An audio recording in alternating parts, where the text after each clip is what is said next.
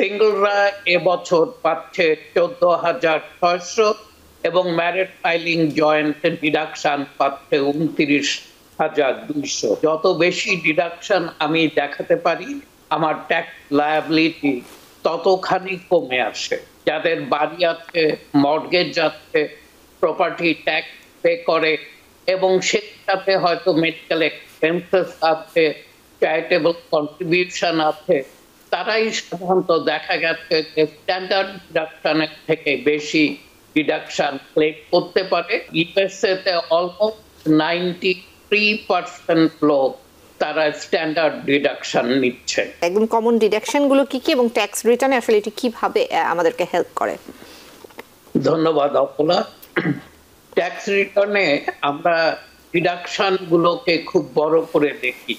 এটার কারণ কিন্তু একটাই, আমার ইনকামকে, ট্যাক্সেবল ইনকামকে রিডিউস করার জন্য এই ডিডাকশন গুলো আমাকে সাহায্য করে এবং যত বেশি ডিডাকশন আমি দেখাতে পারি আমার ট্যাক্স লায়াবিলিটি ততখানি কমে আসে। আমরা শুরু করছি প্রথম ডিডাকশনটা নিয়ে, যেটাকে আমি কখনো কখনো বলে থাকি এটা ফ্রি বি, অর্থাৎ এটার জন্য কোনো কাঠখড় পোহাতে হয় না। এটা হচ্ছে স্ট্যান্ডার্ড ডিডাকশন।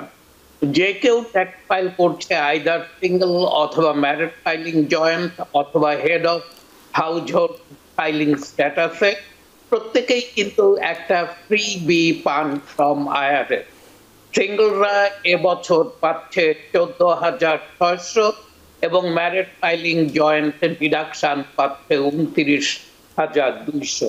আরেকটু পরিষ্কার করে বলি, এটা ধরেন আপনার 100,000 ইনকাম, এখন আপনার ডিডাকশন, আমি যদি স্ট্যান্ডার্ড ডিডাকশন ক্লেম করি এবং আপনি married filing joint filing status, তাহলে আমি কিন্তু দেখছি আপনার ট্যাক্সেবল ইনকাম হচ্ছে 70,400। 100,000 থেকে 70,800। 100,000 থেকে আমি স্ট্যান্ডার্ড ডিডাকশন নিয়ে আপনার 29,200 বাদ দিলে সেটা হচ্ছে আপনার taxable income.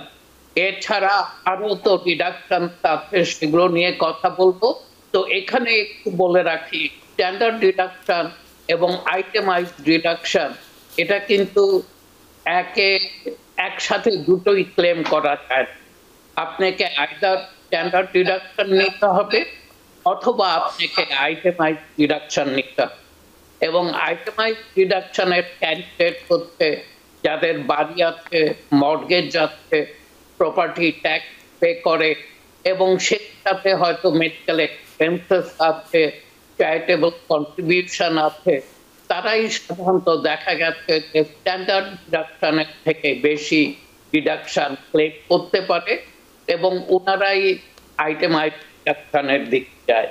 Otherwise standard deduction হচ্ছে সকলের জন্য এবং দেখা গেছে স্ট্যান্ডার্ড ডিডাকশন বেড়ে যাওয়ার থেকে ইউএসএ তে অলমোস্ট 93% লোক তারা স্ট্যান্ডার্ড ডিডাকশন নিচ্ছে। এর দ্বিতীয় ডিডাকশনটি নিয়ে কথা বলবো, সেটা হচ্ছে রিটায়ারমেন্ট কন্ট্রিবিউশন। রিটায়ারমেন্ট কন্ট্রিবিউশনও কিন্তু এটা আপনার ইনকামকে রিডিউস করতে সাহায্য করে এবং ট্যাক্স লায়াবিলিটি কমিয়ে আনতে সাহায্য করে। রিটায়ারমেন্ট কন্ট্রিবিউশনের মধ্যে আছে 401কে, যারা বিভিন্ন ফর প্রফিট অর্গানাইজেশনে চাকরি করেন, আপনারা অবগত আছেন যে আপনাদের কাজের জায়গা থেকে এমপ্লয়ারের পক্ষ থেকে এটা অফার করা হয়ে থাকে এবং আপনি পার্টিসিপেট করতে পারেন এবং সেখানে যে আপনি রিটায়ারমেন্ট অ্যাকাউন্টের জন্য যেই ডলারটা ডোনেট কন্ট্রিবিউট করবেন, রাখবেন, সেটা কিন্তু ট্যাক্স ফ্রি। সেই সাথে আরেক 401কে এর সাথে 403বি, যেটা বিভিন্ন গভর্নমেন্ট এজেন্সি গুলো সাধারণত অফার করে থাকে অথবা নট ফর প্রফিট অর্গানাইজেশন গুলো, এই দুটা বেশ পপুলার। সেটার পাশাপাশি আছে individual retirement account, traditional IRA. সেখানেও কেউ যদি এমপ্লয়ার দেওয়া এবং এমপ্লয়ার এটা অফার করছে না এরকম সিচুয়েশনে পড়ে থাকেন, আপনি কিন্তু নিজেও একটা আইআরএ অ্যাকাউন্ট ওপেন করতে পারেন, আইদার আপনার যে কোনো ফাইন্যান্সিয়াল ইনস্টিটিউশনের সাথে, এবং সেখানে আপনারা কন্ট্রিবিউট করতে পারেন আপনার ট্যাক্স ডলারটাকে কমিয়ে আনতে। আর যারা সেলফ এমপ্লয়েড তাদের জন্য কিন্তু এই সুযোগ আছে, তারা নিজেরাও কিন্তু সোলো 401কে অথবা সেলফ এমপ্লয়েড 401কে একটা এস্টাবলিশ করতে পারে এবং সেখানে কন্ট্রিবিউট করে তাদের ইন্ডিভিজুয়াল ইনকাম গুলোকে কমিয়ে আনতে পারে। নাম্বার 3 ডিডাকশন হচ্ছে চ্যারিটেবল কন্ট্রিবিউশন। চ্যারিটেবল কন্ট্রিবিউশন, আজকে আমাদের কুইজেরও একটা প্রশ্ন আছে যে আপনি কত ক্যাশ ডিপোজিট করলে, কন্ট্রিবিউট করলে আপনার ভ্যালিডেশনের দরকার হয়ে থাকে। এই কুইজের উত্তর দিব পরে, কিন্তু চ্যারিটেবল ডোনেশন আপনাদেরকে সাহায্য করে আপনার ইনকামকে কমিয়ে আনতে। এবং চ্যারিটেবল ডোনেশন অনেক সময় যারা হাই নেটওয়ার্থের কাজ করে অথবা যাদের ইনকাম অনেক বেশি, ওরা কিন্তু এটাকে ব্যবহার করে থাকে একটা ইউনিক পদ্ধতিতে তার ইনকামটাকে কমিয়ে আনার জন্য।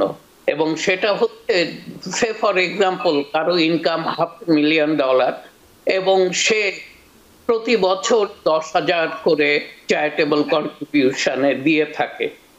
ওরা সাধারণত করে কি, ডোনার অ্যাডভাইসড ফান্ড ক্রিয়েট করে কোনো একটা বছরে, এবং সেই বছরে ওই 10,000 করে প্রতি বছর যেটা দিচ্ছে সেটাকে ধরেন 5 বছরেরটা যদি প্রিপে করে, উনি কিন্তু $50,000 কন্ট্রিবিউট করবে towards a donor advised fund.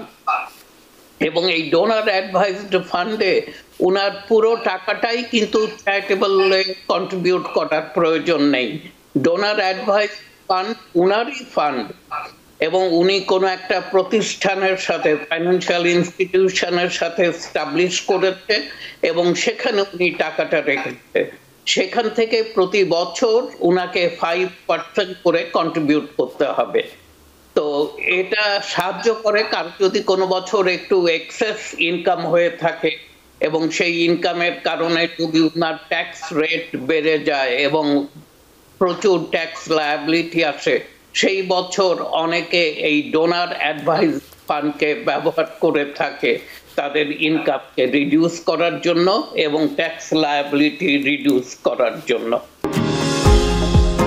New York থেকে সম্প্রচারিত TVN 24 টেলিভিশন বিশ্বজুড়ে বাঙালির কণ্ঠস্বর।